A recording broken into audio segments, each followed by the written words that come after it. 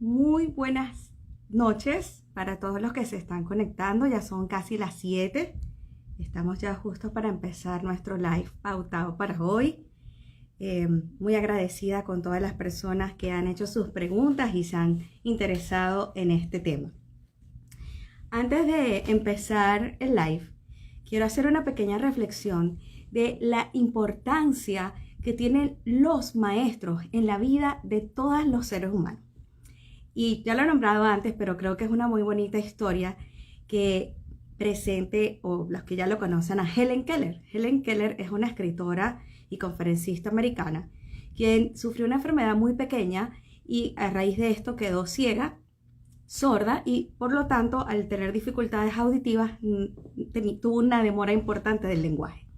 Sus primeros años de vida fueron muy difíciles, era agresiva, nadie la podía controlar, no se podía comunicar, nadie sabía lo que tenía. Y fue justamente una maestra, Anne Sullivan, quien cambió el curso de la historia y gracias a Anne Sullivan hoy conocemos quién es Helen Keller. Este es el impacto que unos buenos maestros pueden generar en la vida de los seres humanos. Por el contrario, un mal maestro, aquel que etiqueta, aquel que cuestiona, aquel que solamente ve las debilidades de sus alumnos y ve ese alumno diferente como una amenaza y no como un reto para mejorar profesionalmente y para crecer profesionalmente, marca el destino de esa persona. Cuando empezamos a trabajar en este proyecto llamado El Autismo Puertas Adentro, debo reconocer que encontrar el maestro me costó.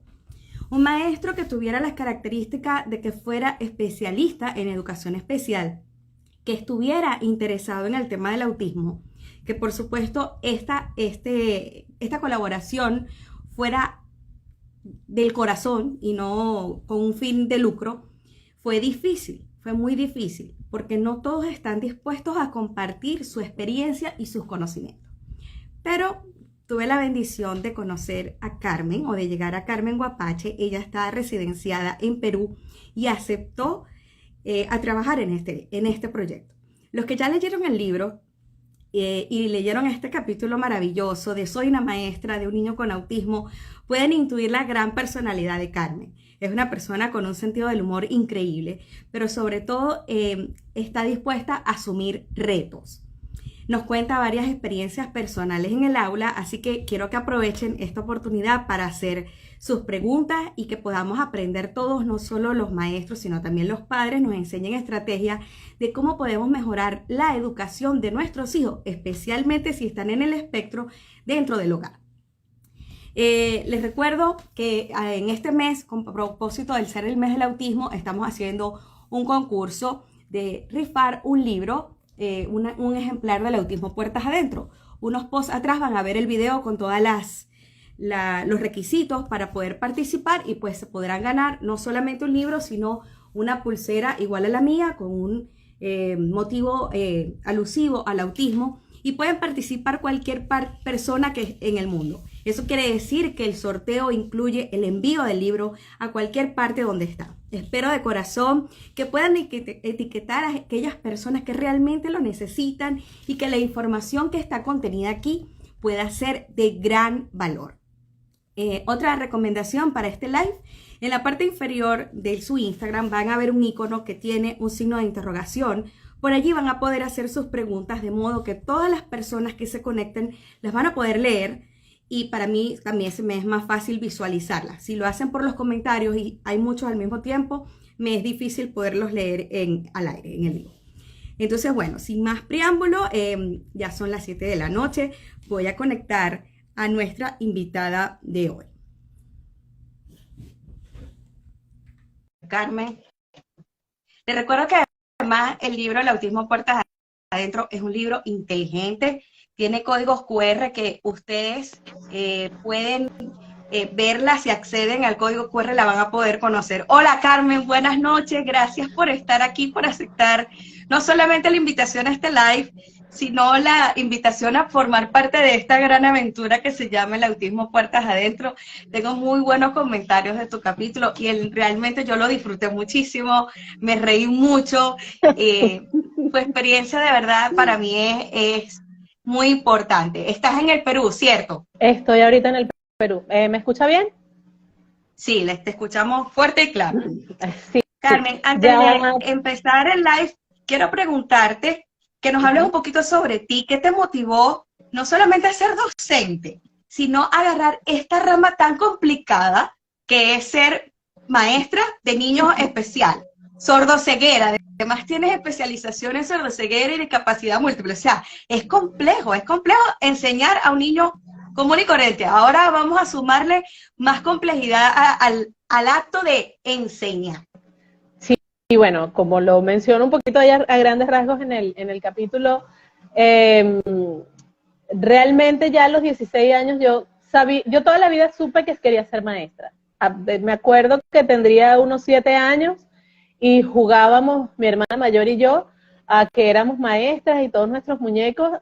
Y me acuerdo y me da risa porque me acuerdo que ella regañaba a sus muñecos. Yo le decía, pero no les hables así, háblales un poquito más bonito. Ya desde los años 70 estaba yo con esa inquietud. Sin embargo, al desarrollar mi vida escolar y sobre todo en secundaria, yo tengo una característica que es que a veces estoy escuchando a las personas, pero no entiendo. Entiendo, es como un... Y ya los que me conocen, cuando yo les pregunto qué, ya saben que, mira, quiero que, pues yo les digo, háblenme palabra por palabra para yo poder entender, porque si no, no importa cuántas veces lo repitan, no entiendo.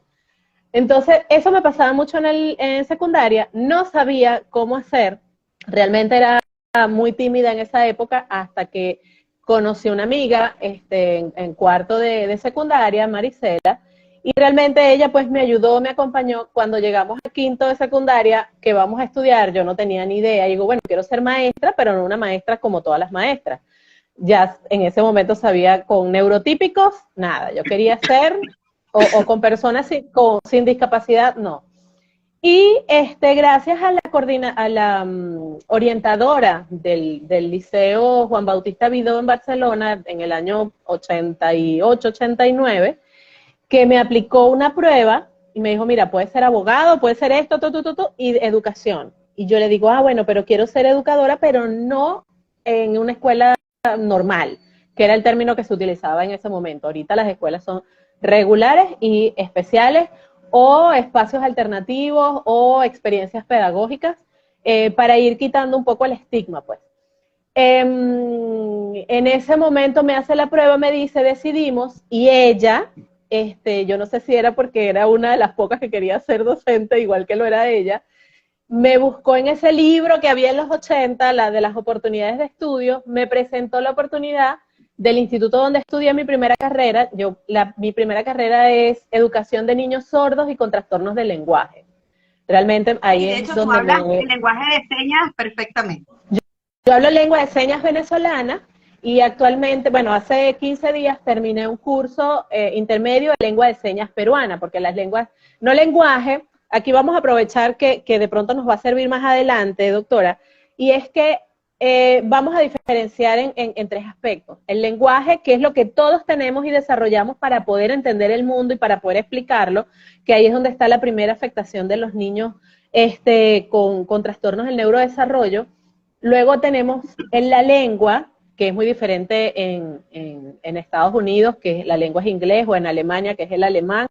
En nuestro país tenemos no solamente el español como lengua, sino también la lengua de señas venezolana y otras lenguas aborígenes como el guayú, el guarao, de ciertas etnias que todavía pues existen. Y el habla, porque hay niños que tienen buen desarrollo del lenguaje, conocen el idioma, pero todavía no pueden desarrollar el habla, y por ahí está un poco el tema con el trabajo o la visión o la orientación que trabajo yo con los niños con autismo. Realmente estudié en el Instituto Venezolano de Audición y Lenguaje, Educación de Niños Sordos y con Trastornos del Lenguaje. Luego estudié en el Instituto de Mejoramiento Profesional del Magisterio, Universidad Pedagógica Experimental Libertador, en Barcelona, Estado Anzoátegui, para ser profesora en educación especial, mención dificultades de aprendizaje. Y en la Escuela de Sordos de Barcelona, que era donde trabajaba, pues comenzaron a llegar niños que eran como diferentes y no sabíamos cómo tratarlos. Ya se conocía pues el autismo, pero digamos que no teníamos como esa cercanía de realmente ver a tantos niños. Todavía en 2000, 2005 era una cosa así como que estaban centrados en el CAIPA, ¿ok? En el centro, en Venezuela está el Centro de Atención Integral para las Personas con Autismo, en la de Barcelona, CAIPA. En el CAIPA de Barcelona está ahorita la licenciada Ana Allen, que es la directora desde hace unos años para acá, y bueno, ella sí es un trabajo pero espectacular. Hice esa especialización en sordoceguera porque tenía, en un principio llegué a pensar que, aclaro que Rafael, el nombre del chico en el capítulo, es un nombre creado para, pues no logré conseguir a la mamá para que me diera autorización. Identidad del paciente. Exacto, entonces siempre respetándome, mucha gente me pregunta, ¿por qué no hay fotos de tu trabajo, videos de tu trabajo? Porque no, si no tengo autorización para publicar el trabajo con los niños, yo no lo voy a hacer, o sea, yo no voy a exponer a ninguno de mis niños, que sería exponer familia, o sea, es una cuestión más allá, no está dentro de mí, no lo hago, entonces van a ver muy poco, a menos que agarre un peluche y haga como que entienda, o que mamá me acepte y me diga, lo puedes publicar, que todavía no me ha pasado, pero bueno, espero que con este live, mamitas, me permitan. Carmen, ¿y cuáles son las claves que tú dirías, de éxito para lograr que un niño, no solo con autismo, sino con cualquier trastorno del neurodesarrollo o discapacidad, pueda lograr una escolarización, bien sea en una escuela regular, porque sabemos que no todos los lugares disponen de escuelas especiales adaptadas a las necesidades de todos los diferentes niños? Pero ¿cuál crees tú que serían las claves de éxito que permitirían la integración de este niño que tiene estas características particulares en un sistema de educación? Lo primero, creo yo, es tener un diagnóstico preciso. Sobre todo diagnósticos diferenciados, porque he conocido casos de niños que el diagnóstico es que son sordos y resulta que tienen autismo, que tienen algún síndrome que compromete el lenguaje y que compromete la atención, niños que de pronto pudieron haber sido, y esto es muy real, que pudieron haber sido implantados, hacen en el oído interno, arrasan con todas las células que nos permiten oír, meten unos electrodos, adaptan una prótesis, pensando que son sordos por no hacer pruebas diferenciadas, y resulta que son oyentes. Entonces, ese niño pierde absolutamente la audición, y hemos tenido casos, personalmente he visto casos que se han dado por no hacer ese diagnóstico diferenciado. Eso en primer lugar. Yo diría que la primera clave del éxito sería tener el diagnóstico preciso, o sea, tener el diagnóstico claro, y el maestro que conozca el diagnóstico, porque eso es otro problema que vemos con frecuencia, que los papás no dicen nada, que los papás por pena o por miedo al estigma que puedan tener o el bullying en la escuela ocultan el diagnóstico, entonces ni la maestra ni nadie sabe el diagnóstico, entonces ese niño está ahí sin recibir de repente el apoyo que pudiera mejorar para que su escolarización sea más exitosa. ¿Qué otra cosa te dirías? ¿O qué otra aparte de eso, crees tú que puede hacer?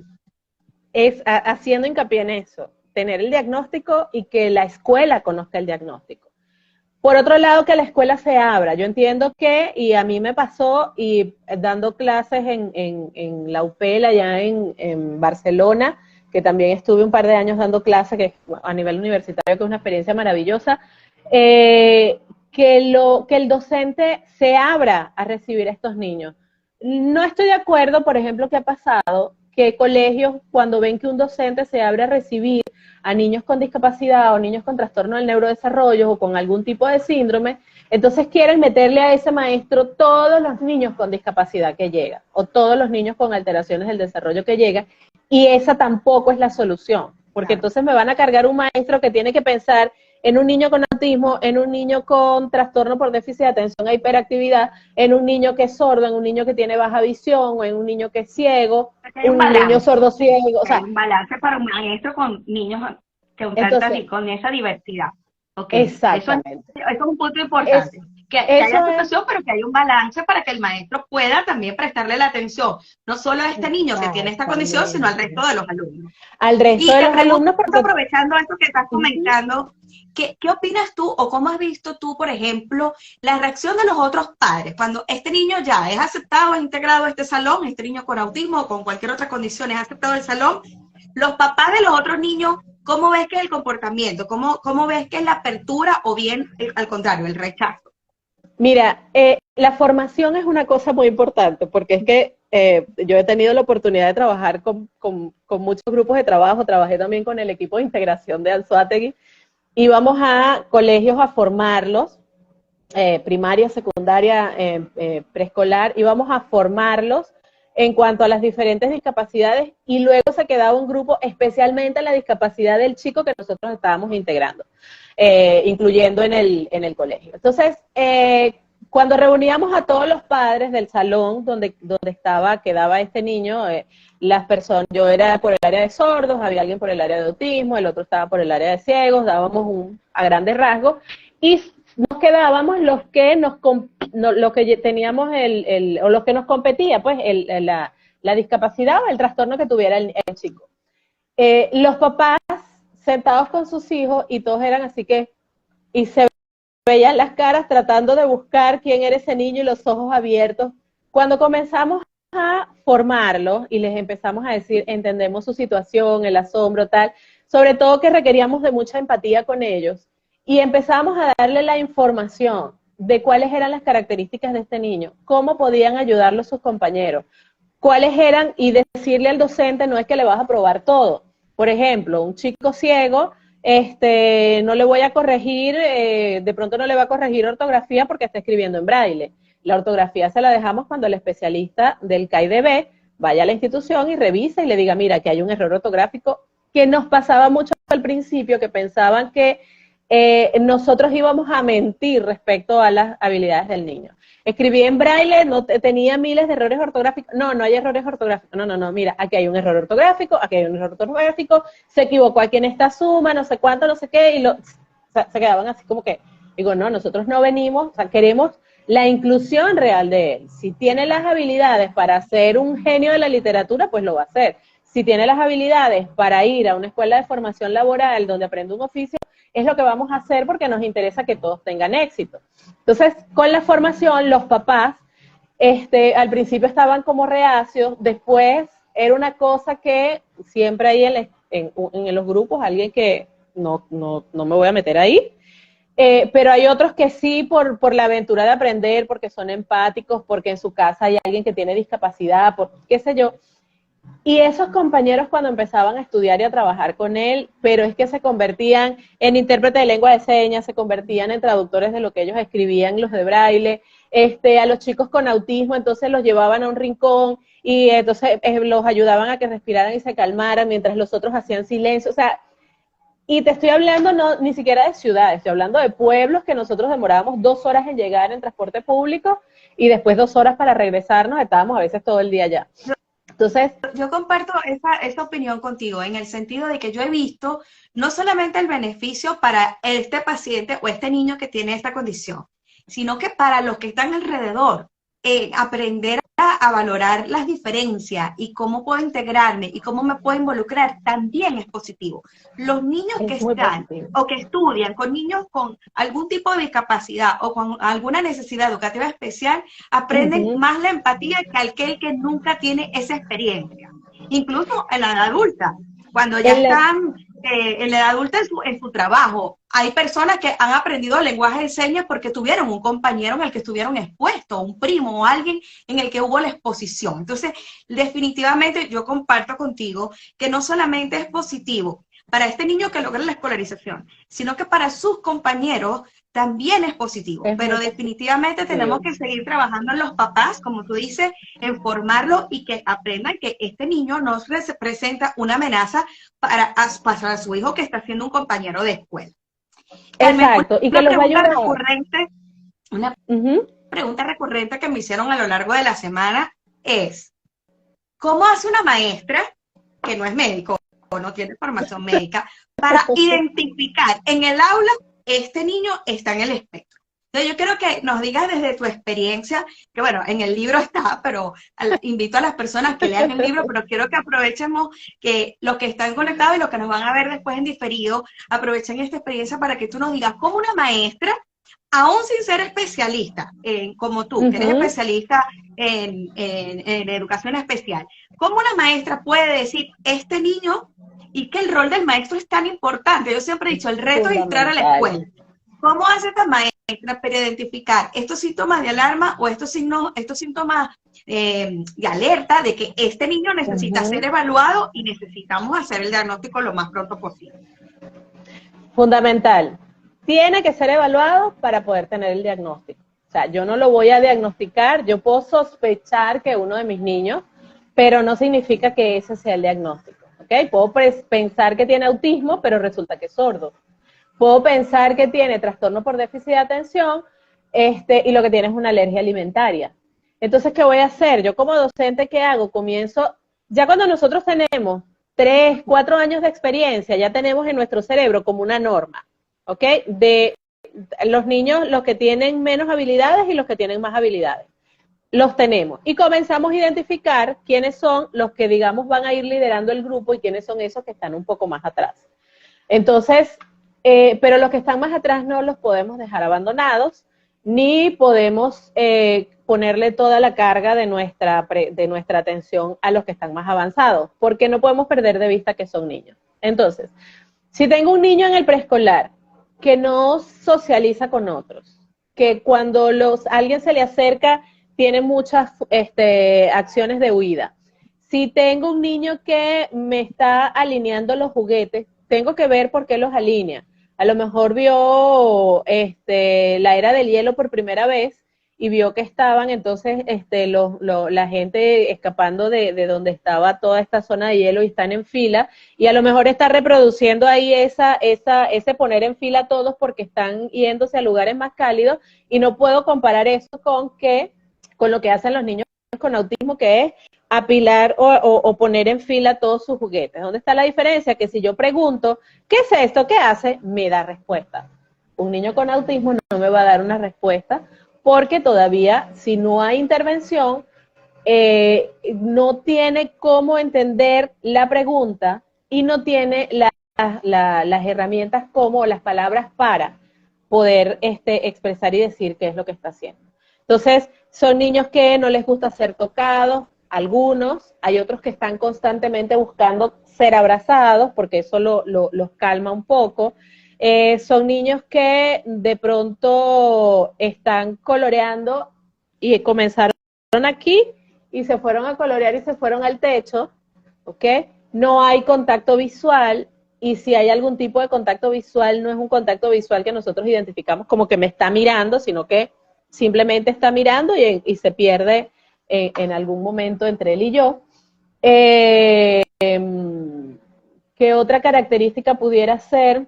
Bueno, básicamente esas, ¿ok? Y de pronto que yo necesito, para calmarme y tengo movimientos estereotipados, a veces tengo esto, a veces hago esto, ¿ok? A veces simplemente estoy acá, o sea, algún tipo de movimiento que decimos, oye, pero eso no lo hacen los demás. Entonces, ya cuando nosotros tenemos la inquietud, lo primero es con el coordinador de nuestra área, con el directivo, plantearle la situación, llevar un registro de todas las cosas que hace, porque a veces los papás han sido, les han cerrado tantas puertas, que esta es otra cara que también tenemos que ver. A veces a los papás les han cerrado tanto las puertas, que a lo mejor sí saben el diagnóstico, pero no dicen nada porque me van a cerrar esta puerta también. Entonces, aceptar, conversar con el papá. Mira, y me ha pasado, que también me pasó en la escuela, teníamos un chiquito que era súper inteligente, pero era terrible, golpeaba, lanzaba todo, rompía. Una vez me rompió una camisa, la blusa del uniforme, me la agarró y cuando yo me vi, me dejó en el aire. Y llamo a la mamá, porque ya el pobre tenía alerta de expulsión, y la mamá llegó así con una cara, no sé cuánto y tal, y yo, mami, mira, ven acá. Vamos a hablar, no sé qué, te ofrezco agua, tal, conversamos. Yo sé que él es muy inteligente, yo sé que él hace como es él en la casa. Entonces, claro, ya cuando le escucho, ya cuando me dice, ya cuando me habla, mira, es fundamental escuchar a los papás, ¿ok? Ya en lo que él ve que yo lo estoy realmente escuchando, ya se abren y me dicen todo lo que saben. Entonces, mira, papito, no sé qué, tú sabes que estoy viendo estas cosas con él. que hace esto, tal, no sé qué. Entonces yo quisiera hacerles unas evaluaciones. Si en las ciudades donde están los colegios de las personas que nos están escuchando hay centros educativos especializados, de pronto un equipo de integración, un equipo de inclusión, un equipo que trabaje con especial, o en la unidad de gestión educativa del municipio o en la zona educativa del estado, dirigirse hasta allí y preguntar en qué parte puedo yo, teniendo un niño en estas condiciones, recomendarles que vayan. ¿Okay? Nosotros en Barcelona, que es la experiencia más cercana que tengo, acá en Perú he estado en centros donde ya los niños vienen con sus diagnósticos específicos. Teníamos enlaces con todos los doctores del Hospital Racetti, neurólogos, el doctor Indriago, con la doctora Egle Romero en el área de foniatría, con la gente traumatología, de ahí nos hacían el enlace con genetistas, o sea, teníamos, digamos que todo el personal del hospital, con el enlace a través de la doctora Egle Romero y del doctor Indriago, teníamos como que el enlace y podíamos enviar allá de cualquier colegio. O sea, no tenía que pasar por el pediatra para ir, sino que nos aceptaban ir directamente con nosotros.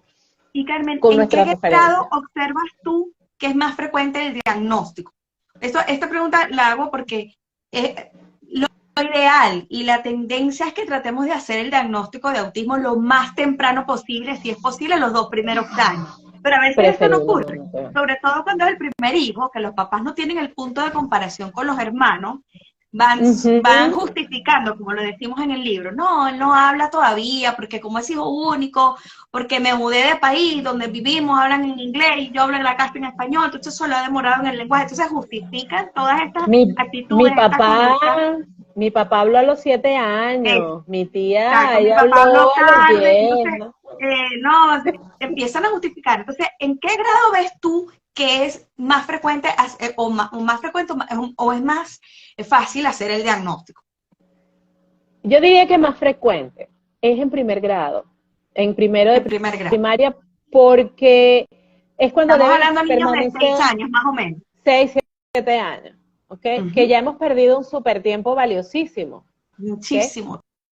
Entonces, porque tienen que estar sentados y no logran estar mucho tiempo sentados, porque tienen que copiar del pizarrón, que me parece insano porque en los currículos, en el mundo utilizamos en un 75% el mismo currículo, y resulta que en ningún lado dice que para primer grado tienen que estar sentados escribiendo, copiando el pizarrón, no, dice que empieza el proceso de lectura y escritura, que también son otras cosas, son 2 procesos diferentes. Pero entonces en primero, donde hay que escribir, hay que pensar, hay que responder, es cuando más se nota, ¿ok? Porque a veces en preescolar, en el último grado de preescolar, todavía están jugando, no, están inmaduros, no importa que después, no, maestra, lo que pasa es que yo hablé a los 7 años, mi papá habló a los 10, ya cuando empiezan, que hablamos a tal edad, ya es un gran indicador, ¿ok? Entonces también por eso bueno, mucho los empatía. Maestros que nos están escuchando, con esto que nos está diciendo Carmen, es muy importante que en la edad preescolar, si usted es maestra preescolar y escolar, lo que primero tiene que vigilar es el patrón de juego, porque ahí usted va a poder verificar, 1, cómo socializa, 2, cómo es su patrón lúdico, esa tendencia de alinear o apilar objetos. Y muy importante siempre evaluar la comunicación y cómo es el lenguaje, porque ya en el niño escolar, cuando ya pasa primer grado, hemos perdido años valiosísimos de intervención. Y obviamente allá tienen los síntomas floridos que cualquiera lo puede diagnosticar. El reto es diagnosticarlo bien precoz. Entonces ya en primer grado ya estamos muy demorados y obviamente las intervenciones se van a hacer más difíciles.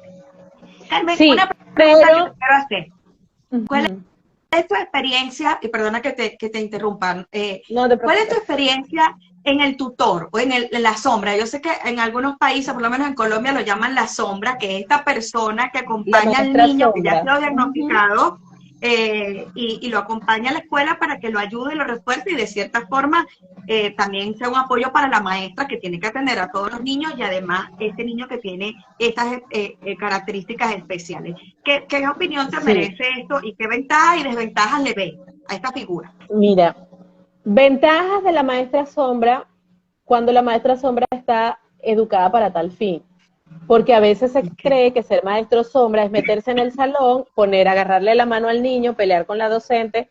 El maestro sombra suena un poco antipático, pero el mismo nombre lo dice, nosotros, o el docente o la persona que es docente sombra está detrás del niño solo para intervenir cuando ve que el niño está muy complicado con la instrucción que el docente da, ¿ok? Si yo veo que es demasiada escritura y yo sé que mi niño, es mi niño porque es el con el que yo trabajo, con el que yo tengo, si yo veo que este niño, mi estudiante al que yo soy maestra sombra, si yo sé que tiene problemas para poder copiar, porque muchas veces copien, pero fíjate, yo tengo primero que agarrar el lápiz, dejé el lápiz por allá, tengo que agarrar mi lápiz, ¿ok? En una forma específica. Voy a escribir, veo el pizarrón, veo 2 palabras, tengo que recordar todas las letras y cómo están escritas y en el orden que está, porque no es lo mismo la sala que salarla, y tenemos casi las mismas letras. Entonces, voy a escribir aquí, escribo en el cuaderno, volteo al pizarrón, tengo que ubicar otra vez donde estaba para venir a... O sea, es un proceso demasiado complejo. Si yo veo que se le complica, le pido a la docente del aula, profesora, mis maestra, como se le diga señorita, como se le diga en el país, necesito lo que está en el pizarrón en un papel aparte, para que él lo copie, ¿ok? Entonces ya ahí le facilito, o si yo veo que la Miss definitivamente cree que yo me voy a intervenir y le voy a decir que está trabajando mal, me voy a ir con chisme o qué sé yo, cualquier cosa, simplemente copio lo que está en el pizarrón y ya posteriormente en la tarde pues le daré a la mamá para que en la casa lo copie. Lo óptimo es hacerlo en el salón, que los docentes colaboren, porque no podemos perder de vista que es un niño. En el lado positivo está esto, en el lado negativo. En el caso tuyo, yo realmente no, esto no lo conozco, es una pregunta de mi desconocimiento. O sea, Ajá. el maestro del aula se reúne con este maestro sombra o este maestro tutor, dependiendo cómo se le llame en cada país, como, o sea, hay una reunión, hay un trabajo en equipo de estas dos figuras, del maestro del aula y el maestro que está haciendo soporte de este niño que necesita este apoyo, que siempre digo, lo ideal es que sea temporal, porque después se crea una dependencia del niño con la figura de tutor y ya no puede ir a la escuela si esa figura no está. Y eso lo da el hecho de que el docente sombra esté preparado. Si el docente sombra no está preparado, se dan una cantidad de cosas. Hasta donde yo sé, no se reúnen, porque realmente el maestro sombra no interviene en la clase. Okay. Él está como apoyo de este niño que tiene, en este caso, autismo, para facilitar la permanencia de ese niño en el aula y que pueda continuar con él. Algunas veces se extiende por toda la primaria, algunas veces con 2 años ya estamos, porque cada uno de los niños es diferente. Tienen diagnóstico de autismo grado 3.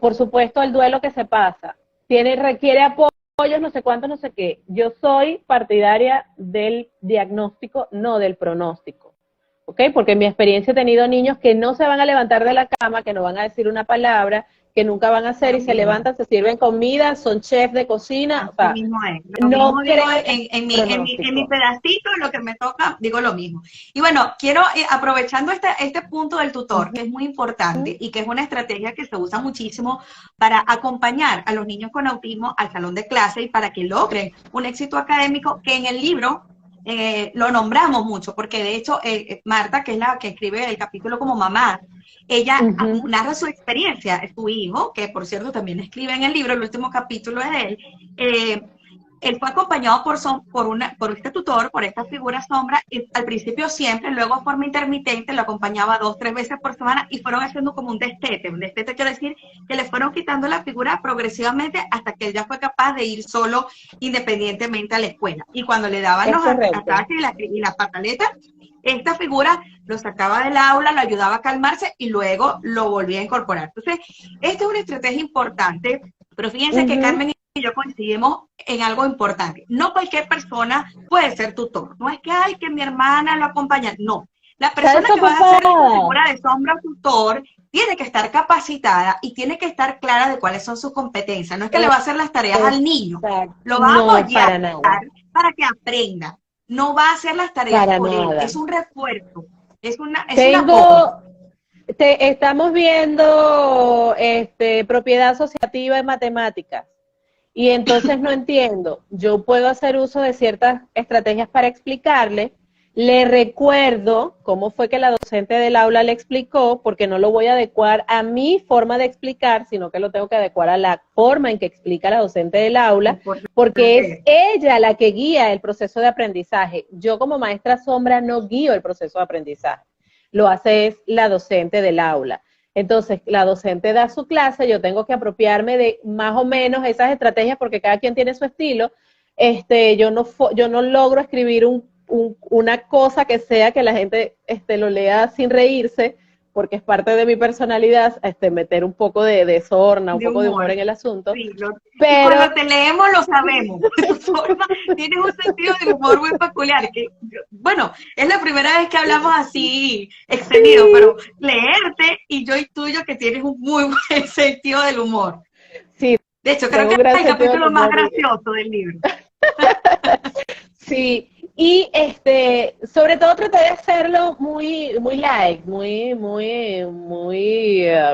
ligero, porque sí es un gran trabajo, es un gran esfuerzo. Nunca es suficiente la formación que tenemos. Por ejemplo, ahorita una que me pasó, que estuve el año pasado, conociendo que los docentes que trabajamos específicamente en el área, ya no tanto los maestros sombra.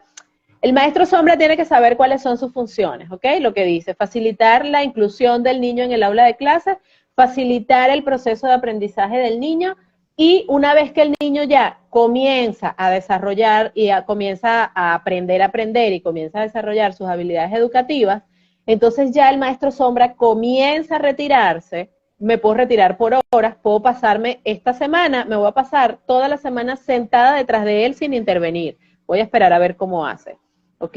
Bueno, ya me doy cuenta que en la clase de, en la clase de piano y en la clase de historia es cuando más se altera. Vamos a ver por qué se altera en la clase de piano y en la clase de historia.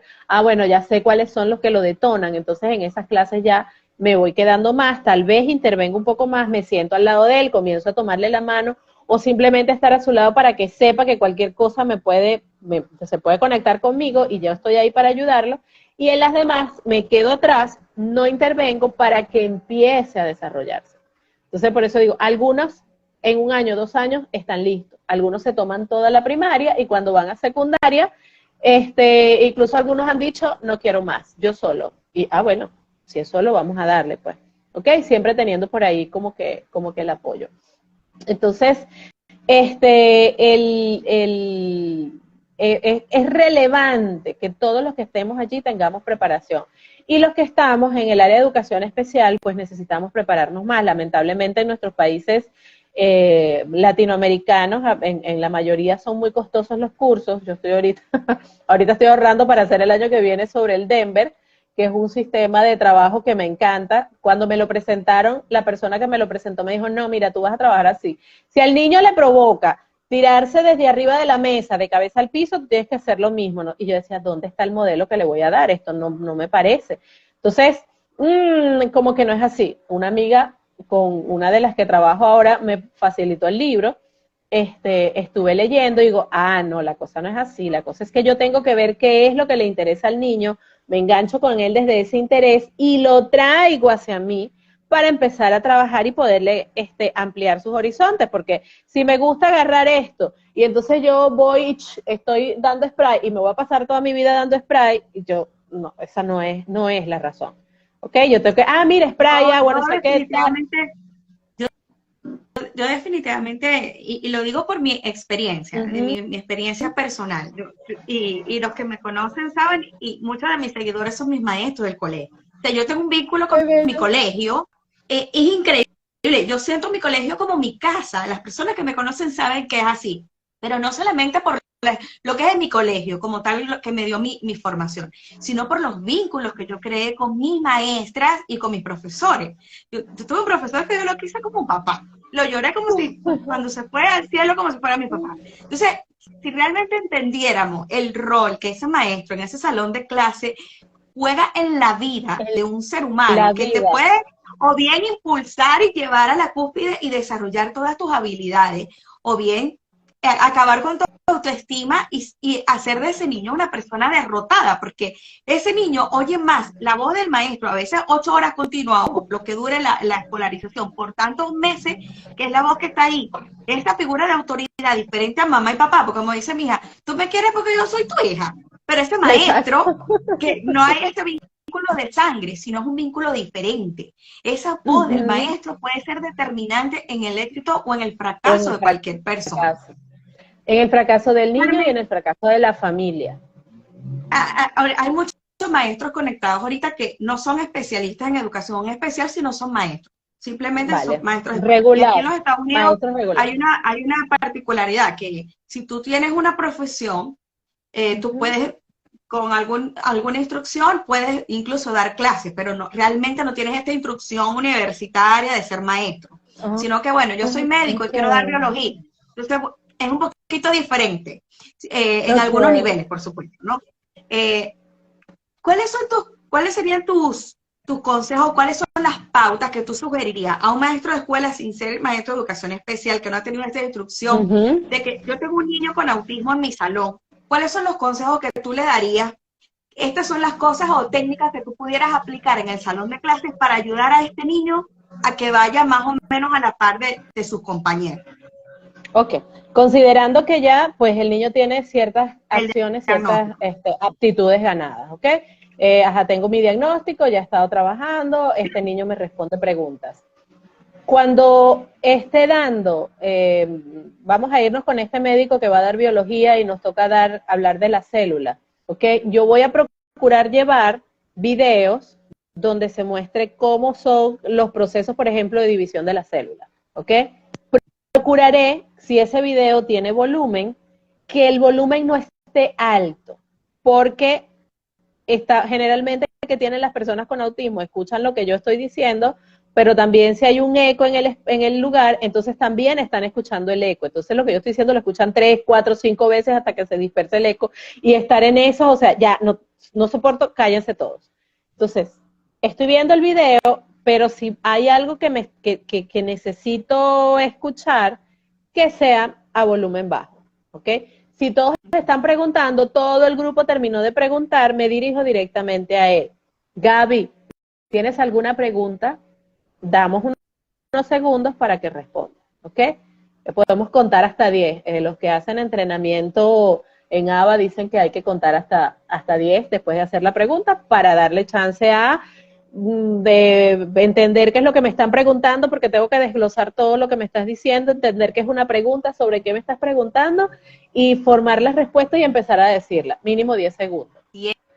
Ya es lo que escuchen bien. Y para los papás también, cuando le decimos, para los papás ¿dónde pusiste tu cuaderno? Tenemos que esperar que ese niño pueda interpretar los códigos del lenguaje que está recibiendo para poder emitir una respuesta. Si no podemos esperar una respuesta inmediata como cualquier niño que no esté en el espectro. Esto es importante. No va a ser. Ajá. Entonces, si papá me pregunta dónde están mis cuadernos, me tiene que especificar a qué cuaderno se refiere. Porque puedo estar en sexto de primaria y todavía guardar específicos en la pregunta, porque puedo estar en sexto de primaria y tener guardados mis cuadernos de segundo grado. Entonces, ¿sobre qué me estás preguntando? Y esto también es extensivo a todos, o sea, ¿sobre qué me estás preguntando? Gaby, ¿entendiste? No es una pregunta correcta. Gaby, vimos la célula, el proceso de división celular. ¿Entendiste el proceso de división celular? Cuenta hasta 10. ¿Sí? ¿Hay alguna duda? ¿Entendiste la diferencia entre mitosis? Me estoy acordando, señores, no me pidan tanto. No, pero entre mitosis y meiosis, ¿sabes cuál es la diferencia entre los dos procesos? Sí, ok. ¿Me puedes decir una palabra? No sé, división, multiplicación, perfecto, ¿ok? Porque a veces respondemos con una palabra, ¿sí? Y es como la palabra clave que nos quedó de lo que estoy entendiendo. Entonces, a una persona con autismo, dependiendo del autismo, porque hay unos que el lenguaje está perfecto, que el desarrollo del lenguaje está perfecto, que su habla es perfecta, que el conocimiento del idioma incluso es superior al docente. Docente, no te puedes molestar si el niño sabe más que tú. Yo he tenido niños que me han enseñado muchísimas cosas. Importantísimo. O sea, no me puedo ese punto. De hecho, una mamá en estos días me comentó que la maestra había insultado al niño porque la corrigió era español. La maestra es americana, da clase de español y el niño está en el espectro muy listo, la corrige. Profesora, eso no se dice así, se dice así, y la maestra lo sacó del salón porque lo sintió como un irrespeto.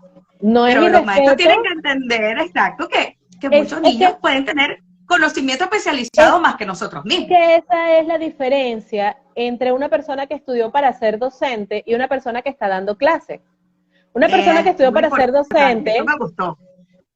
una persona que estudió para ser eso, docente sabe, una persona que estudió para ser docente sabe que muchas veces el niño sabe más que él en algún área, sobre todo si sabe que aunque no sea docente de educación especial, porque los chicos que están dentro del espectro del autismo, algunos tienen unos talentos. Bueno, ahí tenemos la película, la serie esta del doctor, ¿cómo se llama este doctorcito? El doctor, no me acuerdo cómo se llama ahorita, que tiene el síndrome, el del buen doctor, que tiene el síndrome de Savage, que o sea, es talento superior, todo lo saben, todo lo aprenden, nada se les olvida y pueden corregir a alguien. No lo están corrigiendo como podríamos corregirlo nosotros los neurotípicos, porque mira, estás equivocado y yo tengo la razón. Los chicos no lo corrigen en ese sentido. Corrigen en el sentido de, está equivocado lo que estás diciendo, porque en el libro tal dice que es tal, y es así. Y yo he leído 7 libros de este autor y nunca se equivoca. Entonces hay que seguir a este autor porque este autor es el que tiene la razón, él es el que lo sabe. ¿Ok? O sea, yo voy a escuchar a un doctor que me dice de mis alergias, que gracias a Dios, bueno, que tenía muchísimas y gracias a Dios con alimentación, que he tenido que hacer mucho trabajo de cambio de alimentación para evitar todas estas alergias que tenía. Yo voy a preferir a un alergólogo o un médico funcional antes que un traumatólogo para que me hable de mis alergias. Entonces, no es que descalifica al traumatólogo, es que el área que estamos tratando y lo que a mí me interesa es otra cosa. Y a lo mejor en el ciclo del agua que está explicando este doctor que está dando ciencia, el niño tiene más habilidades, más aptitudes, más conocimientos que el doctor. Venga para acá y explíquenos la clase, o hablo con su mamá o le pido, ¿crees que para tal día puedas hacerme un ejemplo de tal clase? Y eso le va a hacer que sus compañeros vean que tiene muchas habilidades, que puede saber más que ellos en otras áreas, que los compañeros saben más que él en otras tantas cosas, que cualquiera puede pararse, cualquiera de ellos, si tiene el buen conocimiento, puede pararse delante de los compañeros y enseñar, y que este docente es un docente confiable porque está reconociendo que yo tengo mis limitaciones y a lo mejor no me sé todas de esto, tú lo puedes explicar mejor y de edad a edad, tener edades iguales, pues puedo utilizar palabras o conocimiento o explicación que le vaya a favorecer al otro. Eso de ninguna manera es un irrespeto. ¿Tienes algún consejo especial en la ubicación del niño con autismo en el aula, en cuanto al puesto, que esté adelante, que esté atrás, que esté en el medio, que esté a la derecha, que esté a la izquierda? Esa pregunta la hacen mucho. Preferiblemente que esté en el centro, en el primero o segundo puesto. Pero, docente, colega, usted va a agarrar y se va a sentar en ese puesto. ¿Ok? Esto en el caso de los lugares donde no hay los equipos de inclusión o equipos de integración o equipos que lleven esos procesos, ¿sí? Estoy sola en alguna ciudad, no hay nadie con educación especial, me lo mandaron. Ok, yo lo pongo en el medio del salón, o sea, en la fila del centro, en el primer o el segundo puesto. Pero yo me tengo que sentar allí con las luces prendidas y todos los chicos hablando para ver si en ese puesto es donde se hace menos eco de todo el salón. Si la luz de los focos, de los bombillos, de los reflectores no me da en la pizarra y eso es el ángulo preciso para yo ver esa luz y que me llegue a los ojos y me vaya a atormentar, ¿ok? Que no sea que estoy cercano a la puerta, entonces entra, sale y esa brisa y el toque de la puerta, eso me va a alterar. O sea, tengo que considerar muchísimas cosas. Porque esto es importante considerando la sensorialidad de los niños con autismo. Recordemos que los niños con autismo tienen su sensorialidad. Lo que hablo de sensorialidad es lo que perciben por sus sentidos diferentes a lo nuestro. Ellos escuchan de una manera diferente. Algunos son más auditivos que otros, sensorial en la parte táctil. Hay unos que no toleran que los toquen, como otros, como ya dijimos, que les gusta que los estén abrazando y que los estén apretando.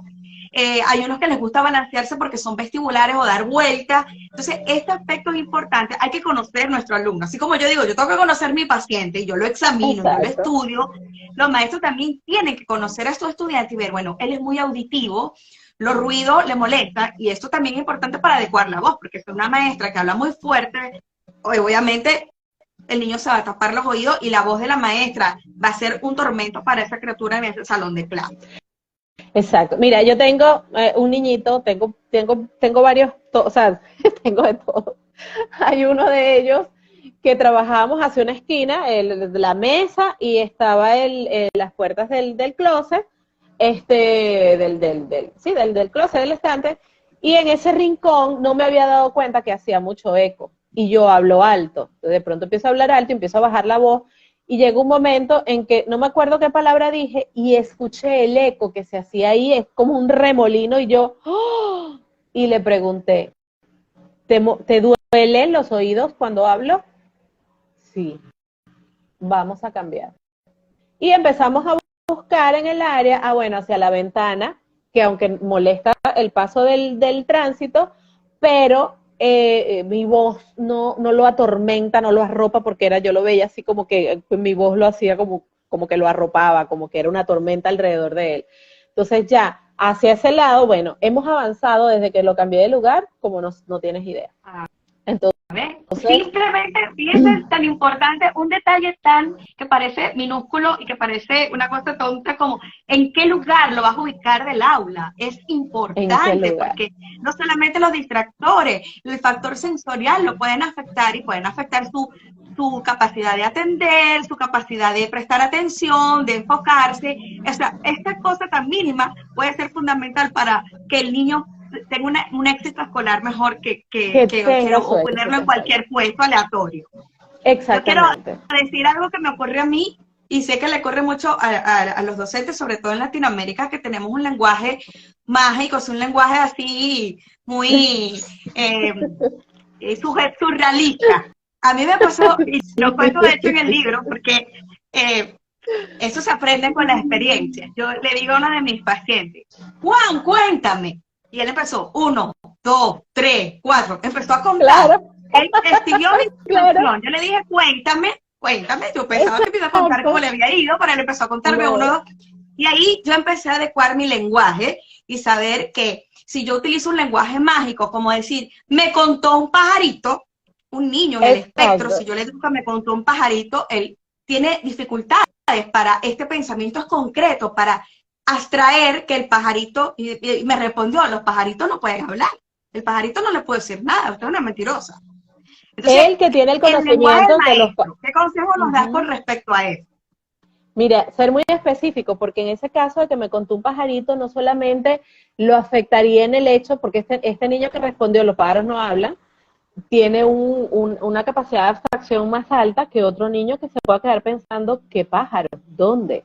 Entonces ya no quiero salir porque va a haber alguien que un pájaro me va a haber un pájaro que me va a hablar, que va a ser un chismoso. Y de pronto pueden hablar, entonces de pronto, qué sé yo, me está ayudando mi hermano a hacer una tarea, pero el profesor me dijo que lo tenía que hacer solo, y ¿dónde está ese pájaro que pueda estar diciendo? Entonces no quiero que me ayude, o sea, altera todo, principalmente allí. Entonces, ¿qué tenemos que ser? Muy concretos, ¿ok? Muy concretos, que se nos dificulta mucho, como dices, en Latinoamérica, porque somos muy en este realismo mágico y de utilizar las palabras de una forma que no es, y sobre todo ahorita que siempre hemos tenido ese argot adolescente, pero ahorita como que el argot adolescente lo ha arropado todo. Antes era solamente los chicos en su adolescencia, y cuando ya entrábamos en la adultez ya pues cambiábamos nuestra manera de hablar, pero ahorita como que está invadiéndolo todo, gracias a las redes. Que diga en el salón de clase, ojo pelado, oído al tambor. Estas expresiones que se usan mucho en el salón de clase. Ojo pelado, oído al tambor. Agárrame ese trompo en la uña. Y no tengo uñas, pues me las comí. Para ese niño, hay que ser muy esas expresiones, ojo pelado, ¿cómo es un ojo? ¿Cómo me pelo el ojo? O sea, es complicado. ¿Y qué significa eso? Mira, lo fundamental aquí es, vamos a pensar que es un niño extranjero del español, ¿ok? Es un niño japonés. que los japoneses, si tú le preguntas a un japonés, ¿no quieres agua? Él te va a decir sí, pero sí a lo que estás diciendo que no quiere agua. Es una pregunta en negación. Es una pregunta en negación y él está afirmando esa pregunta en negación. O sea, le te aparece, dijo sí, le voy a dar agua. Te dije que no quería agua. Nosotros acostumbramos a preguntar, ¿no vas a comer? ¿No tienes hambre? Preguntamos en negación. Fíjate, ese detalle es muy importante en la comunicación. Solemos preguntar en negativo. A mis compañeros se los hago. Ay, ¿no quieres? No quiero. Pero no te preguntas, pero dijiste que no quiero. Sí. A mí me dicen que yo ando por la vida sin diagnóstico, a lo mejor sí. Ando por la vida sin diagnóstico. Pero hay que ser muy específicos en las preguntas, ¿ok? Y yo no diría sobre todo, yo no diría únicamente a los niños con autismo, a los niños que tienen discapacidad, yo diría con todos los niños. Hay que ser muy específicos en las preguntas. Que no quede lugar a duda, ya me estoy escuchando a mí mismo. Carmen, nos quedan pocos minutos, pero quisiera preguntarte alguna anécdota que tú recuerdas, así que nos quieras contar, tú que echas muchos chistes, alguna anécdota que te haya ocurrido en el salón de clases con un niño con autismo que sea digna así de recordar, que haya sido memorable para que la compartas con nuestra audiencia. Mira, yo todos los días tengo avances con ellos, una cosa espectacular. Pero con ya va, déjame, me voy a escuchar en un solo aquí porque me estoy escuchando en feedback. Empiezo a trabajar el año pasado con este modelo Denver en el aula, todos los niños que tienen autismo. Nos adecuamos, estoy leyendo, empiezo a aplicar las cosas como dicen en el libro, qué es lo que trabajamos. Después que todos están ya en la línea, avanzando, trabajando, llega un niñito de unos 4 años, pero se muerde, golpea, no permite que nadie se acerque, o sea, todo descontrolado, todo desconfigurado. Comenzamos a trabajar con la docente de terapia ocupacional que trabajaba integración sensorial. ¿Qué podemos hacer aquí? Esto. ¿Qué hago yo? Bueno, contigo, hacer esto y esto. Ok, comenzamos a hacer el trabajo. La cosa es que a los 4 meses, un día solamente fue ese niño. Estaba con la ayudante, con la asistente pedagógica, estoy con el niño trabajando, se me olvida quitarme el reloj, o sea, ya me acostumbré, no tengo zarcillos, no tengo cadenas, ando con el cabello recogido cuando trabajando con ellos, se me olvidó quitarme el reloj. Estoy trabajando con mi niño y le muestro, no me acuerdo algo, lo que sea que estábamos trabajando. Ve mi reloj y me agarra la mano y hace así, y me ve y me dice, taca, taca, taca, taca.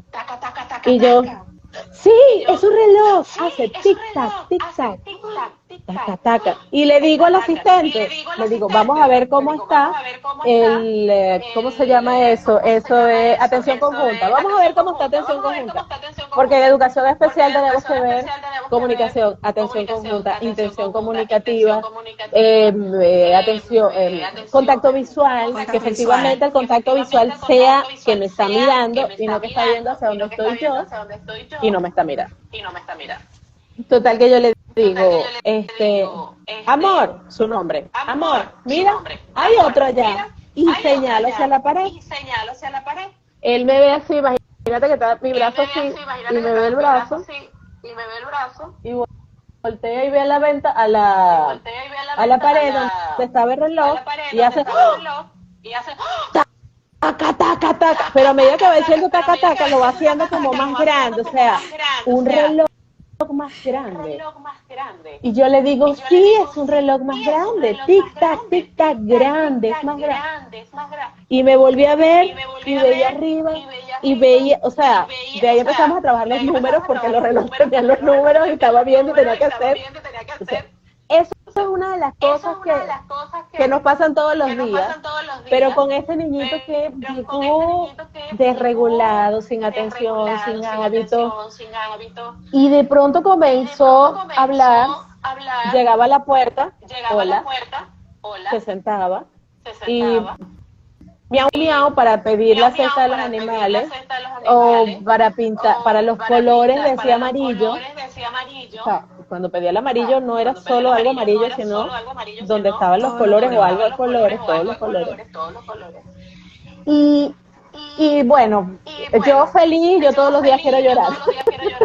Cada vez que veo que logran algo. Yo conozco ese sentimiento. Y siempre decirle a los papás que la escuela es parte de la terapia.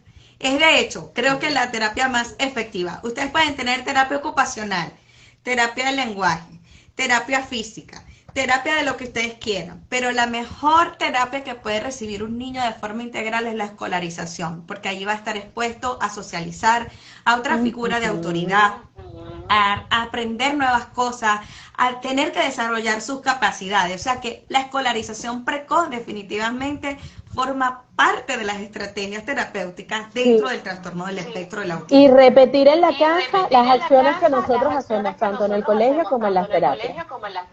¿Okay? Porque en el colegio también tenemos horas limitadas, pero vacaciones, fines de semana, días feriados están en casa con la familia.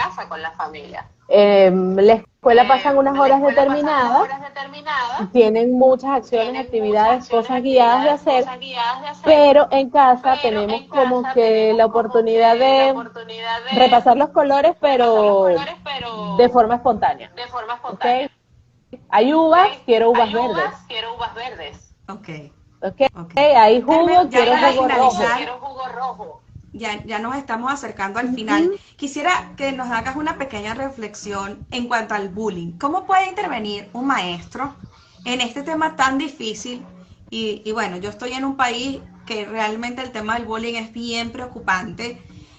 Siempre digo, las escuelas dejaron de ser escuelas para ser sitios de tortura. Entonces, quisiera tus reflexiones. ¿Cómo un maestro puede intervenir en hacer un stop o qué estrategias puede utilizar el maestro para poder modificar esta conducta tan dañina como lo es el bullying, y que sabemos que los niños con autismo o con cualquier otra discapacidad son los más vulnerables? Son los más vulnerables de esta situación. Mira, lo primero, yo creo que son las normas de convivencia. Pero no que yo como docente las tenga, sino llevarlas a todos. Que todos colaboren y todos digan. Hace muchos años tuve un grupo en educación regular. No llevaban 2 meses de clase y yo era la cuarta maestra.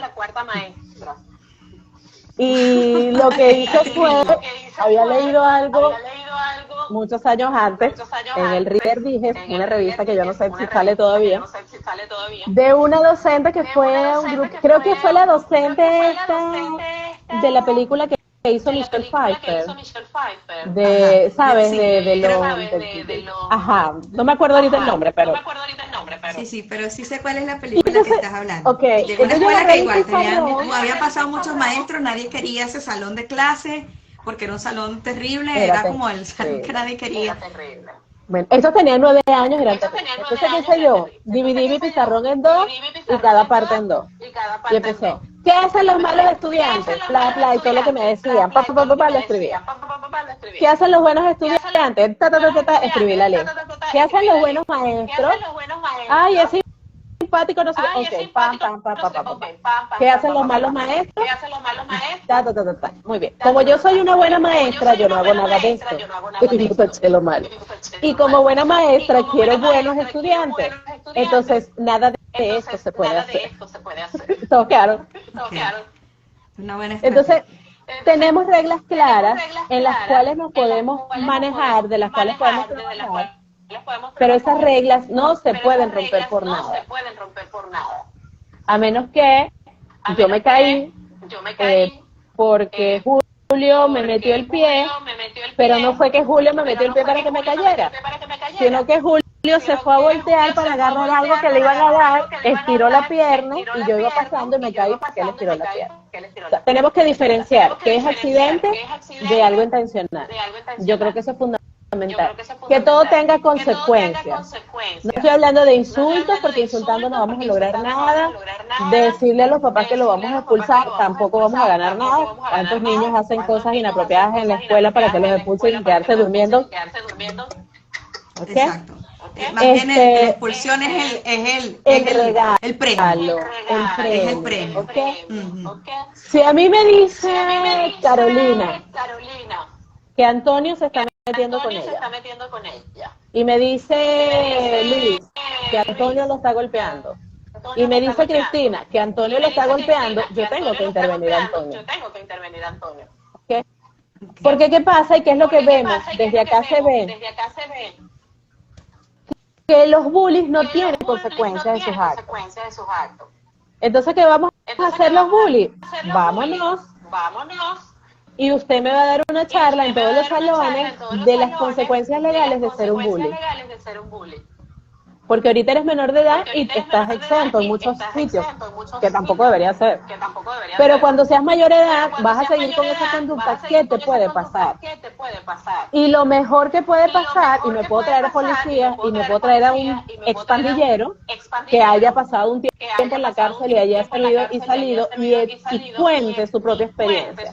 Porque lo que faltan son experiencias, y lo que vemos es muchas series de televisión donde exaltamos a lo negativo, donde la chica estudiosa... Donde los ladrones son los héroes, donde los ladrones son los héroes y son los buenos, es verdad.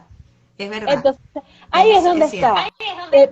Vi un video hace poco, un reel de un psicólogo que le dijo a un chico, estaba dando una conferencia en un colegio, había no sé cuántos niños, adolescentes, entre 10 y 16 años. Le voy a dar $5,000 al chico, porque en Estados Unidos. Le voy a dar $5,000 al chico que pase 15 minutos bajo del agua. Y 2 chicos levantaron la mano que ellos lo iban a intentar. Nadie puede pasar 15 minutos sin respirar. Pero ellos, en su experiencia, suponían que sí. No, eso es fácil, 15 minutos sin respirar. Entonces, esta parte, que es la que nos dice, esto se puede hacer, esto no se puede hacer, todavía no está desarrollada en la adolescencia, yo no les puedo tratar como adultos. Entonces, reglas claras, formación, educación, y que todas mis acciones tengan consecuencias. No lo podemos dejar pasar por alto. Definitivamente yo también estoy de acuerdo que debe haber una sanción para aquella persona que se identifique como acosador. Ese niño que es un acosador debe tener consecuencias. Yo también estoy de acuerdo, porque si no, esta conducta no va a ser corregida de ninguna manera. Nunca. Carmen, llegamos al final, pero yo quiero, antes de despedirnos, que seguro nos vamos a volver a ver porque quedaron muchas cosas, yo tengo una lista de preguntas y quedaron muchas cosas en el aire. Me ha encantado conversar contigo. Sé que lo que hemos hablado hoy es muy útil también para los papás, para los que estamos en el aula de la casa. Reflexiones finales para aquellos maestros que nos están escuchando, desde una maestra que trabaja con el corazón, porque de verdad yo sé que lo que tú haces lo haces con el corazón. Tu salario no es tu salario es emocional. Tú trabajas realmente con vocación, lo he visto, tu trabajo, he visto tus entrevistas y por eso estoy súper orgullosa. Lo que aportaste ahí es desde tu corazón. Tus reflexiones finales para todos aquellos maestros que están allí como protagonistas en la visión no solo de los niños con autismo, de todos los niños que vas el futuro. Son los que mañana va a ser tu doctor, va a ser tu maestro, va a ser el ingeniero, el arquitecto que hace tu casa. Y tú eres el responsable del futuro, o parte de la responsabilidad del futuro de ese niño. ¿Cuáles son tus consejos para todos esos maestros que nos están escuchando, que tienen un niño especial en su salón de clase? Mira, primero, la discapacidad es simplemente un formateo, como de computadora, un formateo diferente. No, el hecho de tener una discapacidad no los hace angelitos. En estos días conocí a una persona y me dijo que tenía un bebé, síndrome de Down, que necesitaba terapia de lenguaje, y le pregunté cuántos años tenía su bebé. 37 años. Y le dije, no es un bebé, es un hombre. ¿Okay? Entonces, tenemos que ver en su justa dimensión. Es una persona, no es un angelito, no es un demonio. A mí no se me va a pegar el síndrome de Down. A los niños que están alrededor no se les va a pegar el síndrome de West. Son niños que lo están pasando bastante mal, que requieren estar con otros niños que vamos a formarlos porque van a llegar a ser adultos y tienen que ser adultos con conocimientos tanto de la vida como con conocimientos académicos, porque no pueden ser una carga para la familia o para la sociedad, tienen que ser personas que puedan desarrollarse laboralmente. Y no me puedo quedar con que si el maestro de preescolar no le enseñó a leer, yo en primer grado no me voy a poner a enseñar a leer. Sí, al grado que lo tengas tienes que enseñarlo a leer. Y al grado que lo tengas tienes que enseñarlo a escribir. Y el grado que lo tengas hay que abrazarlos. A veces los abrazamos con el alma porque no nos permiten tocarlos. A veces le damos un gran abrazo. Y somos el lugar seguro de esos niños que vienen y nos hablan. Nos regalan sus dibujos y ahí nos están diciendo muchísimas cosas y nosotros tenemos que tener los ojos abiertos para ver qué es lo que nos dicen y para ver qué es lo que sienten. En que son perfectos, en que son excelentes y a lo mejor Juan es malísimo en matemáticas, pero en historia es excelente. Me lo voy a traer a Juan para que me cuente la historia de su pueblo, porque a lo mejor Juan es inmigrante. Y me voy a ir con Jonathan, y Jonathan es excelente en matemáticas, y Jonathan que me explique a los compañeros raíz cuadrada. Y así con cada uno para que cada uno vea. Habrá uno que se le dificulta todo lo académico, pero a lo mejor sabe hacer limonada. Que nos enseñe cómo se hace la limonada, que nos escribe la receta y todos nos tomamos su limonada. Todos somos buenos para algo. Todos somos buenos para algo, así es. Todos tenemos algo que dar, siempre lo he dicho, todos tenemos algo que dar.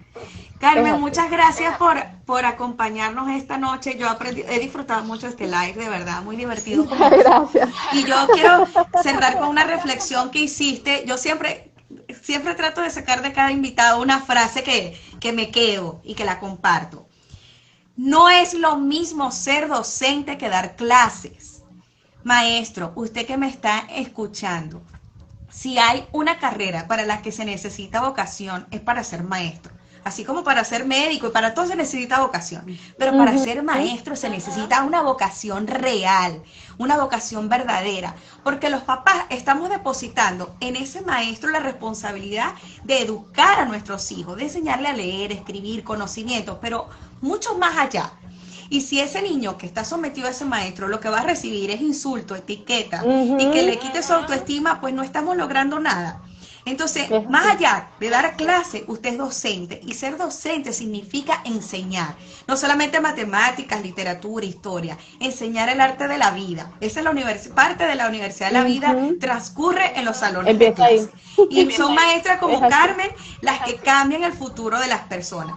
Ni los maestros ni los médicos podemos decir, su hijo no va a caminar, su hijo no va a llegar, su hijo no va a ser, no. El techo no existe. Yo siempre le digo a los papás cuando doy un diagnóstico, yo no soy la que le voy a poner techo a tu hijo, porque yo no sé hasta dónde él pueda llegar. Lo que sí sé es que no vamos a parar a que él llegue a donde él puede llegar. Hasta donde él Carmen, pueda. muchas gracias. Te pueden seguir a través de tus redes sociales. Estoy segura que nos tendrás muchos consejos y seguro también te pueden leer en el último Puertas Adentro. Este capítulo es maravilloso. Además, van a ver una entrevista de Carmen que está muy bonita acerca de la teoría de la mente. Carmen, yo aplaudo además esa cualidad tuya que yo veo, ese ímpetu por seguir estudiando, yo lo comparto, de seguir creciendo, de seguir formando. Salió una teoría nueva, yo voy a seguir estudiando, porque eso habla de tu capacidad de seguir creciendo a favor de tus clientes que son tus estudiantes. Te abrazo en la distancia. Nunca es suficiente conocimiento. Siempre cabe más aquí, siempre caben muchas más cosas. Te abrazo en la distancia, que Dios te bendiga y te recompense todas estas cosas buenas que nos has enseñado, que sigues enseñando. Y bueno, nos seguimos viendo por esta plataforma. Recuerden que Gaby Neuropedia no es solamente para hablar de neurología, para hablar de síndromes. Lo que queremos es ayudar a nuestros niños, ayudar a nuestros pacientes, ayudar a nuestros papás y también ayudar a los maestros, porque el reto, como siempre digo, es entrar a las escuelas. Un abrazo para todos, que tengan una linda semana. Feliz noche, Carmen, gracias. Te mando Feliz un abrazo noche, Gaby, muchas gracias. Me encantó. Bueno, muchas gracias, feliz noche para todos y nos seguimos viendo por aquí por Gaby Neuropedia. Paz y bien, que estén muy chéveres. Saludos para todos, feliz noche. Chao, Carmen. Dios te bendiga. Gracias por estar aquí. Amén. Gracias. Gracias.